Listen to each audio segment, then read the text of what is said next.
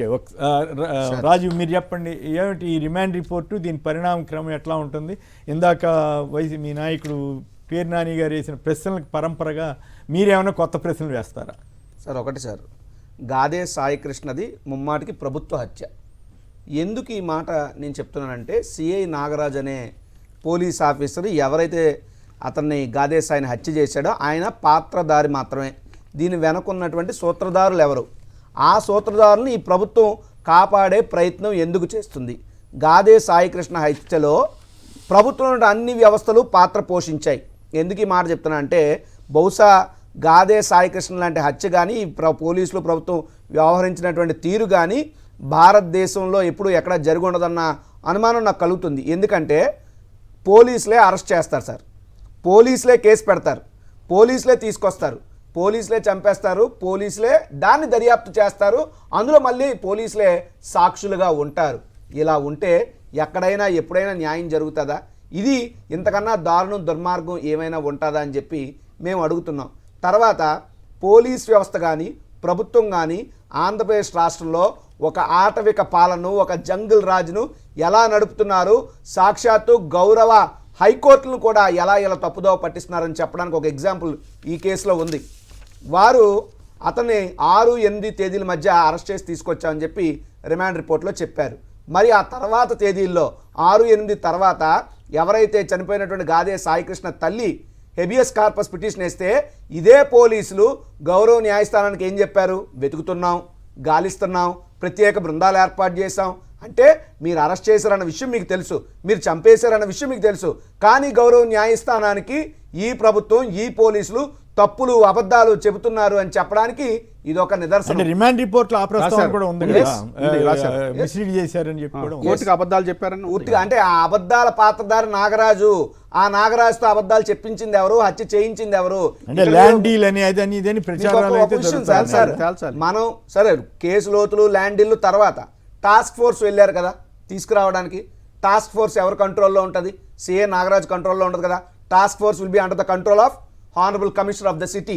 So commissioner గారికి ఖచ్చితంగా ఇది తెలిసి ఉండాలి. మరి కమిషనర్ గారు ఎందుకు పట్టించుకోలేదు అని అడిగితే తెలివిగా రిమాండ్ రిపోర్ట్లో ఏం చెప్పారంటే, ఈయన నాకు ఫోర్స్ కావాలని చెప్పి టాస్క్ ఫోర్స్ ఏసీపీని అడిగారని చెప్పి రిటర్న్గా ఒక కాపీ, టాస్క్ ఫోర్స్ ఏసీపీ గారు ఈయనకు ఫోర్స్ ఇస్తున్నట్టు రిటర్న్గా ఒక కాపీ. మరి బాగుంది, మరి ఆ ముద్దాయిని తీసుకొచ్చి సబ్మిట్ చేసినట్టు రిటర్న్గా ఎందుకు కాపీ లేదు?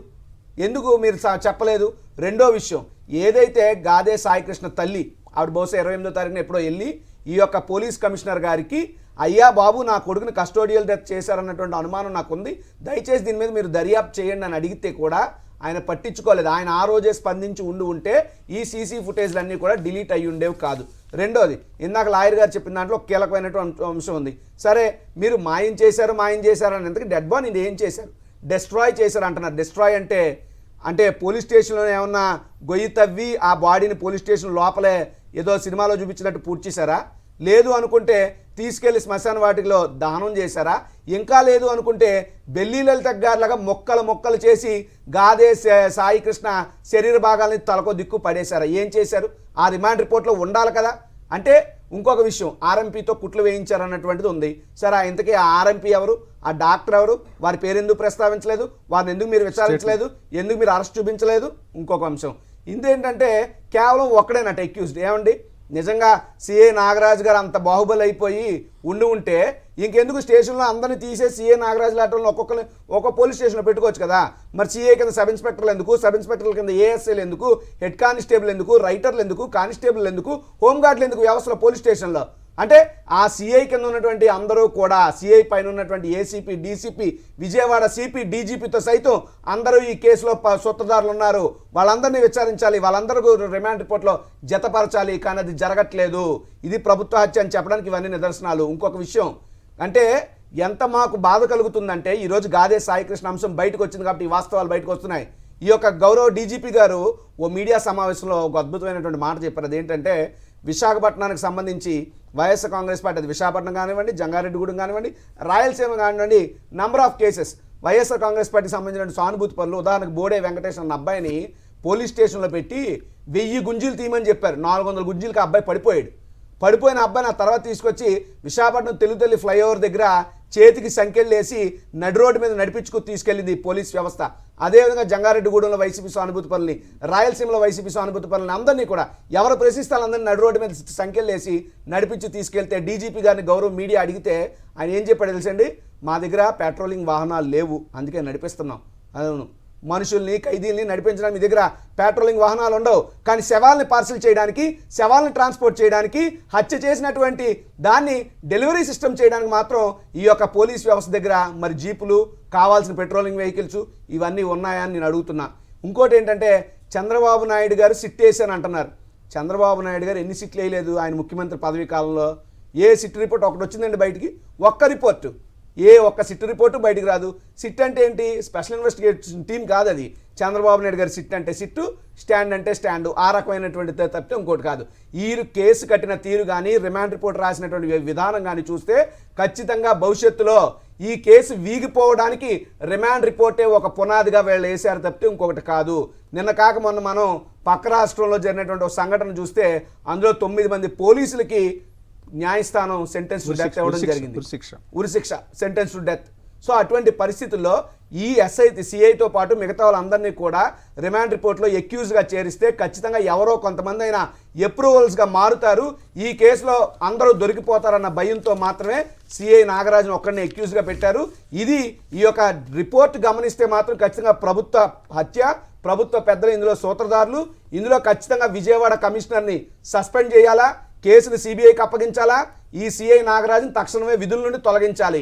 తర్వాత కేసుని నిష్పక్షపాతంగా ఒక సెంట్రల్ బ్యూరో ఆఫ్ ఇన్వెస్టిగేషన్తో విచారణ జరిపిస్తే తప్పితే ఇందులో గాదే సాయికృష్ణ మరణానికి, హత్యకి న్యాయం జరిగేటువంటి పరిస్థితి లేదు.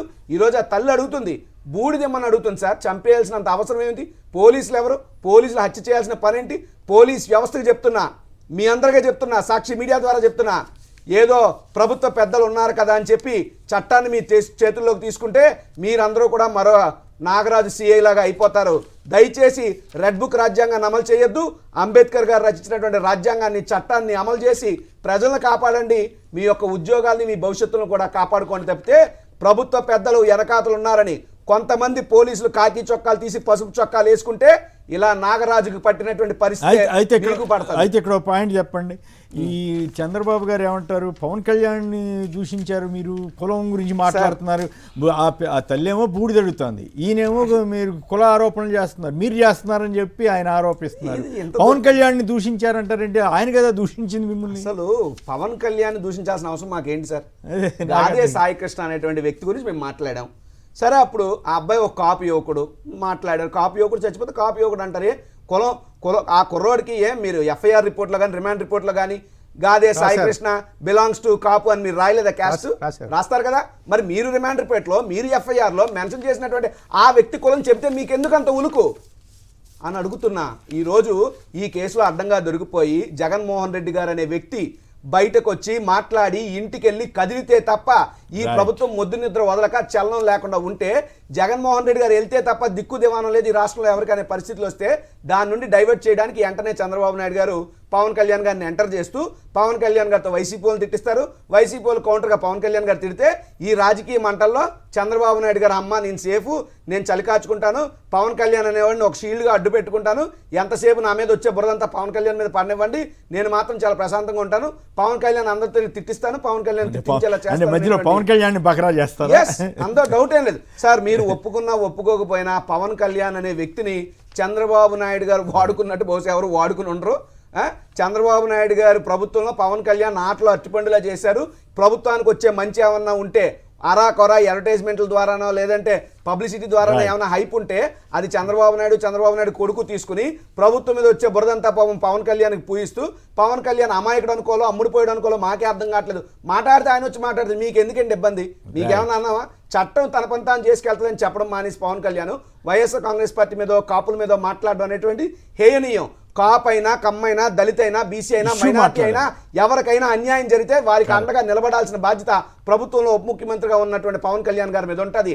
ఆ బాధ్యతను ఆయన నెరవేర్చాలని చెప్పి మేము డిమాండ్ చేస్తున్నాం. రైట్, ఫైనల్గా కోర్టులు ఎట్టా డీల్ చేసే అవకాశం? ఒకటండి, దీంట్లో కోర్టులు అంటే కాన్స్టిట్యూషన్ కోర్టులే దీనికి రిస్కులోకి రావాలి. అంటే ఆనరబుల్ హైకోర్టు కానీ, ఆనరబుల్ సుప్రీంకోర్టు కానీ ఈ ఇష్యూలో రావాలి.